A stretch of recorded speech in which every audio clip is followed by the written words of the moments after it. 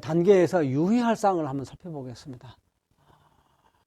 건축 구조 위에도 설비 내용 등이 반영되도록 계획 설계를 작성하여야 됩니다. 그래서 만약에 이것을 사전에 고려하지 않고 그 검토를 생략한 경우에는 나중에 가서 계획 설계 부분 상당 부분을 다시 변경하고 수정하고 조정하게 됩니다.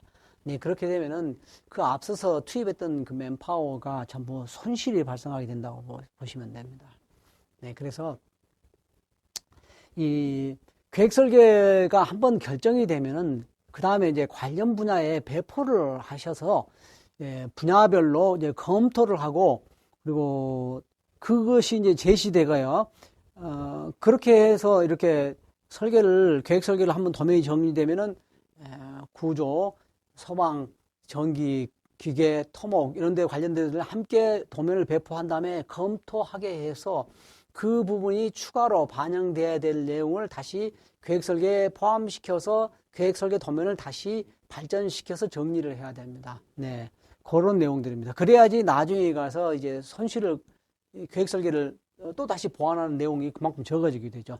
그런 내용들은 이제 우리가 도면을 이제 설계를 숙성한다고 만약에 표현을 했었을 때 그 숙성하는 기간이 2차례, 3차례 정도는 거치는 것이 그래야지 계획 설계가 좀 완전한 계획 설계가 된다고 말씀을 드릴 수 있습니다. 네, 그렇게 해야지 이제 사업주한테도 이득이 되고요. 설계자하고 또 협력 설계하는 사람들에도 모두 득이 됩니다.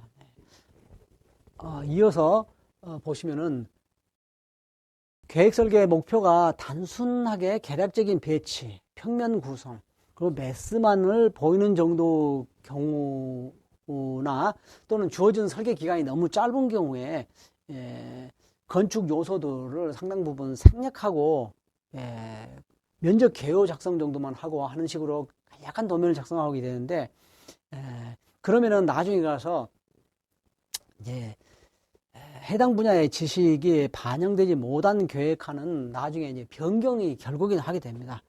변경이 필요하게 되고, 그래서 이렇게 자주 변경하다 보면은 처음에 잡은 계획안하고는 전혀 다른 계획안이 나오게 됩니다. 그러면은 설계자도 피곤하고 이 맨파워 손실이 많게 되죠. 그래서 그렇게 되면 이제 왜 그렇게 되느냐? 그러면 이제 건축주가 명료하지 않은 계략적인 목표만을 가지고 이제 설계자가 혼자서 알아서 앞서가면서 계획 설계를 해가는 경우가 많이 생겨납니다. 그렇게 되면 맨파워가 많이 손실됩니다. 계획 설계를 하시는 분들이 건축주가 어느 상황에서 지금 나한테 건축 설계를 의뢰를 하는가, 이거를 살펴보면서 하셔야 됩니다. 대부분 이제 시행사나 이런 분들이 계획안 하나를 더 얻어내기 위해서 이렇게 말로 설득시켜가지고 그 계획안을 잡게 하는 경우도 많거든요. 그러면 이제 자기 본인도 어떻게 하겠다는 것을 명쾌하게 되지 않는 상황에서 그것을 요구하는 경우에 그 맨파워가 나중에 계획안을 계속 다 바꾸니까요. 이제 그 손실이 생긴다는 것을 여러분들에게 말씀하게 되는 거고요. 그러므로 계획 설계는 목표를 명확하게 하고요.